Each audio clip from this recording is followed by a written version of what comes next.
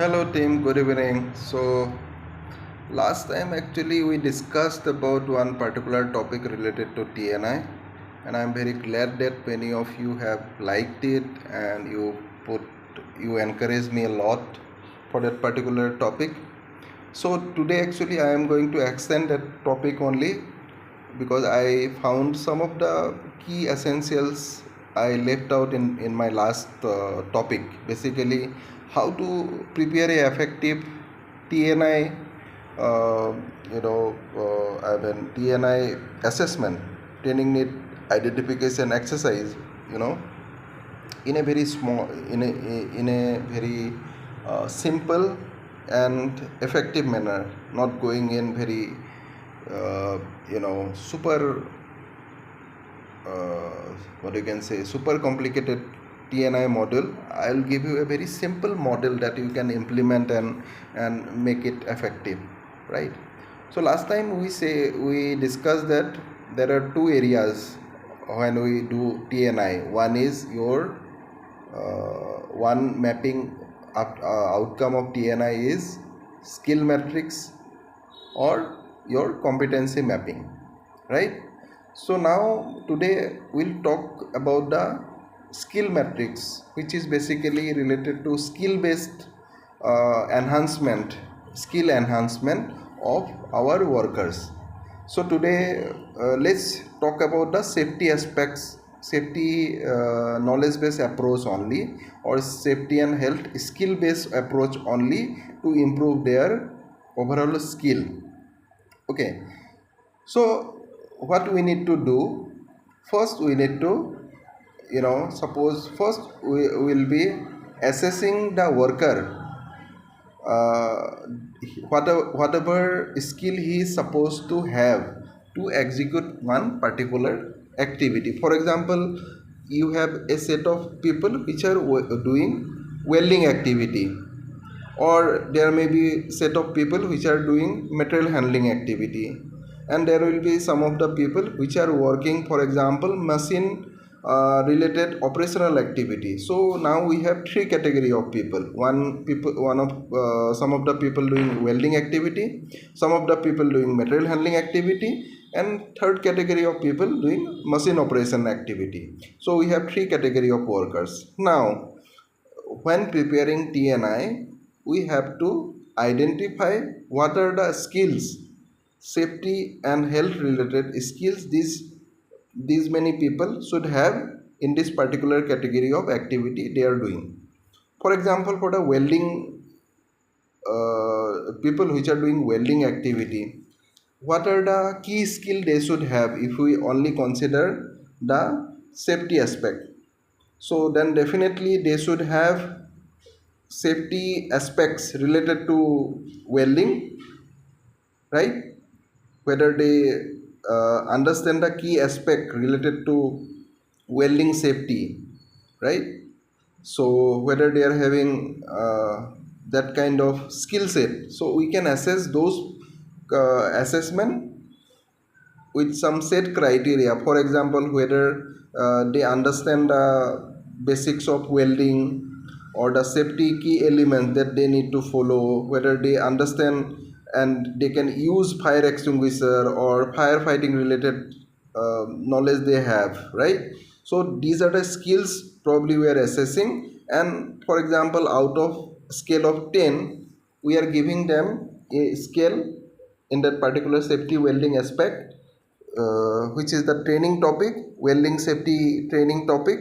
And in that particular aspect, based on our expectation, okay, probably out of 10 scale, the rating is up to you. What kind of scale you want to have? You can have 10 rating, you can have 20, 100, whatever rating you want to have. Based on this rating, you need to put some set criteria ki out of 10, when this guy will be getting 10 out of 10, skill. If they demonstrate that skill, they will get 10 marks. For what kind of uh, uh, uh, you know deliverables, they will get a score of 9 or 8 or 2. So those clarity guidelines should be there. So once This assessment is done at the first basis. You will get a matrix for people under welding, the training topics you covered. Maybe they should also understand, firefighting training skill, firefighting practical experience of using fire extinguisher, or they may also be knowing the first aid related knowledge. So if we say for the welding, now we identified three key topics. One is fire extinguishing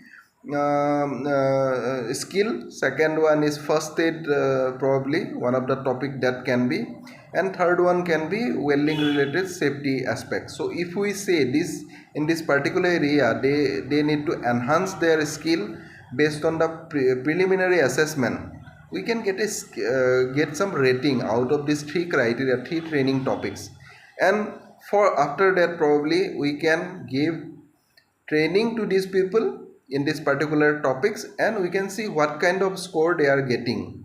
Okay, what kind of rating they are getting. So it can be so for post assessment after this training can be done with various methodology. There is no as such set methodology. Some people feels like asking questions are going to help them to get the skill rating or freezing the skill rating, but maybe it is not effective. With after the exam asking say only 10-15 question, how can you assess somebody's skill? So probably it can be combination of your theoretical approach, asking questions, and also checking some of the safety behavioral things while they are working, that can be done by observation, or maybe which with some practical demonstration also. They may be asked after a particular duration to extinguish something to understand whether they understood that theory part of fire extinguishing, or maybe welding. Somebody can give them marking, rate them based on, maybe the supervisor can do it better after this training, whether they understood all the concept under welding or not, then can be assessed. So similarly, this kind of activity can be repeated for for the all three category of people that I already told you: welding, material handling, and machine. We have taken three examples just to demonstrate one example. Give you one example. We have taken three category of workers, and these for three workers, we after this training need, we identified for welding there are three need of training. Just it can be more, but right now to make you understood about the concept, I'm saying it maybe three topics we have identified. Similarly, we need to identify for material handling category. Okay, similarly we need to identify, suppose for the machine operational operators. So some of the topics, the machine guarding, or maybe maintenance related activities, safety aspects. So these can be some of the training topics under this category of people. So training need identification comprised of basically identifying the need for the training, what are the things they require to enhance their skill based on their current skill which is there after assessment, and then again doing repeating the assessment and understanding whether at what level they are placed in. So this exercise need to be repeated. Okay, so the skills, or the what they're basically the